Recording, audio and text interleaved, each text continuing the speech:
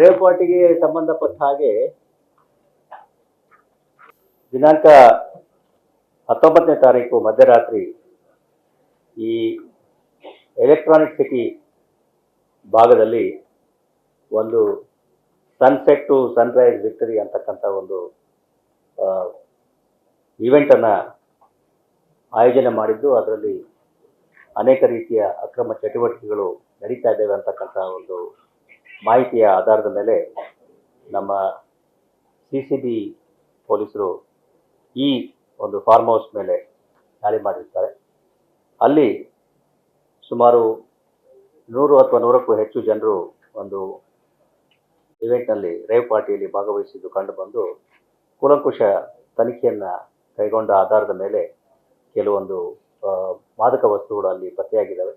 MDMA, ಹಾಗೆಯೇ cocaine, ಹೈಡ್ರೋಗಾಂಜಾ ಮತ್ತು ಈ ರೀತಿ ಬೇರೆ ಬೇರೆ ಮಾದಕ ವಸ್ತುಗಳು ಅಲ್ಲಿ ಪತ್ತೆಯಾಗಿದ್ದಾವೆ. ಅದಕ್ಕೆ ಅನುಗುಣವಾಗಿ ಈಗ ಎಲೆಕ್ಟ್ರಾನಿಕ್ ಸಿಟಿ ಪೊಲೀಸ್ ಠಾಣೆಯಲ್ಲಿ ನಾವು ಪ್ರಕರಣವನ್ನು ದಾಖಲಿಸಿದ್ದೇವೆ.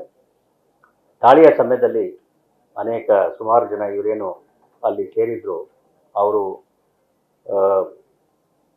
ಕೆಲವು ಪದಾರ್ಥಗಳನ್ನು ಹೊರಗಡೆ ಬಿಸಾಕಿದ್ದು ಮತ್ತು ಸ್ವಿಮ್ಮಿಂಗ್ ಪೂಲಲ್ಲಿ ಹಾಕಿದ್ದು, ಈ ರೀತಿಯ ಒಂದು ಅಂಶಗಳು ಕೂಡ ಅಲ್ಲಿ ನಡೆದಿದ್ದಾವೆ. ಆದಾಗ್ಯೂ ಕೂಡ ಒಟ್ಟು 5 ಜನ ಆರೋಪಿಗಳನ್ನು ಅಲ್ಲಿ ಬಂಧಿಸಿದ್ದೇವೆ ಮತ್ತು ಇದಕ್ಕೆ ಪೂರಕವಾಗಿ ಈಗಾಗಲೇ ಹೇಳಿದ್ದಾಗೆ ಎಲೆಕ್ಟ್ರಾನಿಕ್ ಸಿಟಿ ಪೊಲೀಸ್ ಠಾಣೆಯಲ್ಲಿ ಪ್ರಕರಣವನ್ನು ದಾಖಲಿಸಿದ್ದೇವೆ. ನಂತರ ಜುರಿಸ್ಡಿಕ್ಷನ್ ಆಧಾರದ ಮೇಲೆ, ಸರಹದ್ದಿನ ಆಧಾರದ ಮೇಲೆ ಇದು ಬೆಂಗಳೂರು ಗ್ರಾಮಾಂತರ ಜಿಲ್ಲೆ ಹೆಬ್ಬಗೋಡಿ ಪೊಲೀಸ್ ಠಾಣೆಗೆ ಬರ್ತದೆ ಅಂತ ಕಂಡು ಬಂದಿದ್ದರಿಂದ ಪ್ರಕರಣವನ್ನು ಹೆಬ್ಬಗೋಡಿ ಪೊಲೀಸ್ ಠಾಣೆಗೆ ನಾವು ವರ್ಗಾವಣೆ ಮಾಡ್ತಾ ಇದ್ದೀವಿ.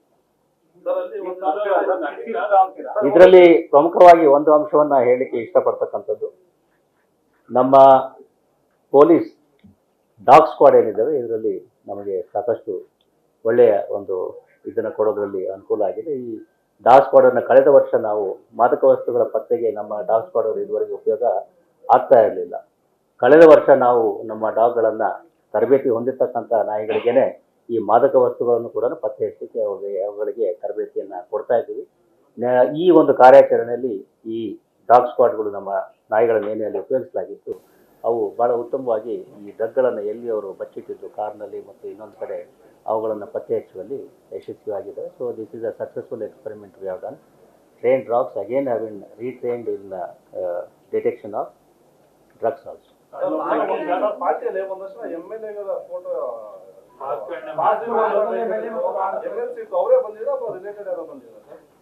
ಯಾರು ಬಂದಿದ್ರು ಒಟ್ಟು 101 ಜನ. ಎಷ್ಟು ಜನ ಇದ್ರಪ್ಪ? 101 ಜನ ಇದ್ರು. ಅಲ್ಲಿ ಯಾರು ಚುನಾಯಿತ ಪ್ರತಿನಿಧಿಗಳು ಯಾರು ಇರಲಿಲ್ಲ. ಎಲ್ಲರದ್ದು ಇದನ್ನ ಬ್ಲಡ್ ಸ್ಯಾಂಪಲ್ ಅನ್ನ ಕಲೆಕ್ಟ್ ಮಾಡಿದ್ದೀವಿ. ಜೊತೆಗೆ ಅವರ ಇದನ್ನ ರಿಸಲ್ಟ್ ಅನ್ನ ನಾವು ಅವೇಟ್ ಮಾಡ್ತೀವಿ.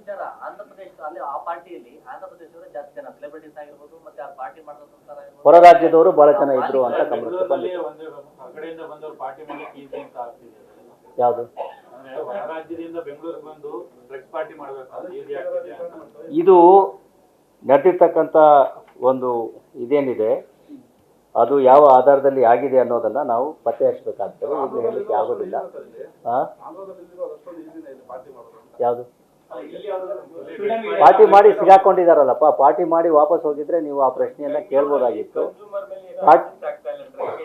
ಕನ್ಸ್ಯೂಮರ್ಗಳ ಮೇಲೆ ನಾವು ಕಾನ್ಶಿಯಸ್ ಆಗಿ we are not taking consumer ಮೇಲೆ we are not taking action because consumers we are treated separately. ಅವರುಗಳ ಸಹಾಯದಿಂದ ನಾವು ಬೇರೆ ಪೆಡ್ಲರ್ಗಳನ್ನು ಪತ್ತೆ ಹಚ್ಚಲಿಕ್ಕೆ ಪ್ರಯತ್ನಗಳನ್ನು ಮಾಡ್ತಾ ಇದ್ದೀವಿ. ಅದಕ್ಕೆ ಹೇಳ್ತೀನಿ, ಅದಕ್ಕೆ ಪೂರಕವಾಗಿ ನಮ್ಮ ಸೀಜರ್ಸು ಮತ್ತು ಪತ್ತೆ ಏನಿದಾವೆ, number of peddlers what you arrested last year is more than earlier years, mainly because we are building the case based on the information provide.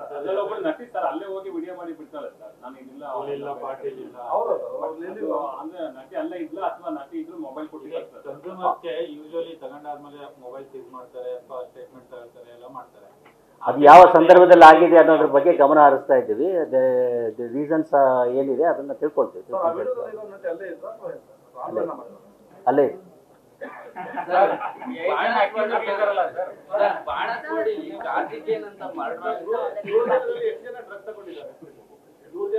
ಅದು ಮೆಡಿಕಲ್ ಟೆಸ್ಟ್ ಆದ್ಮೇಲೆ ಮೆಡಿಕಲ್ ಟೆಸ್ಟ್ ಆದ್ಮೇಲೆ ಹಂಗೆ ಗೊತ್ತಾಗಲ್ಲ. ಹೇಳ್ತಾರೆ ಅವರು ಡ್ರಗ್ ತಗೊಂಡಿದ್ದಾರೆ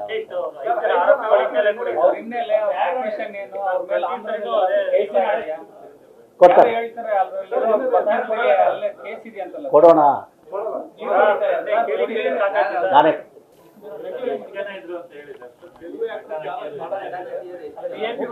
ಒಬ್ಬರೇ ಅಲ್ಲನಪ್ಪ ಆಕ್ಟ್ರೆಸ್ ಗೊತ್ತಿಲ್ಲಪ್ಪ ನಮಗೆ, ತೆಲುಗು ಬರೋದಿಲ್ಲ. I don't know that.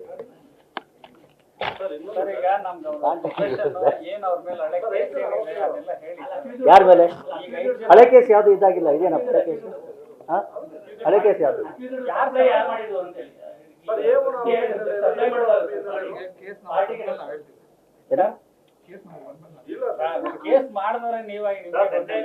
ಹೇಳ್ತೀವಿ ಬಿಡಪ್ಪ, ಯಾಕೆ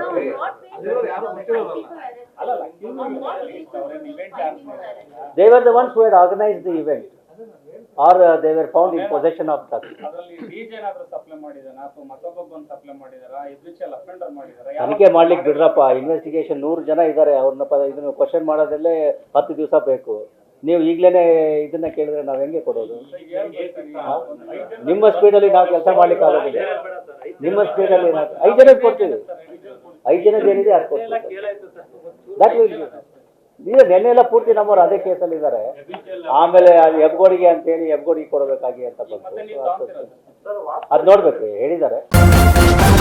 ನ್ಯೂಸ್ ಫಸ್ಟ್ ನಿರ್ಭೀತಿಯಿಂದ ನಿಮ್ಮ ಪರವಾಗಿ.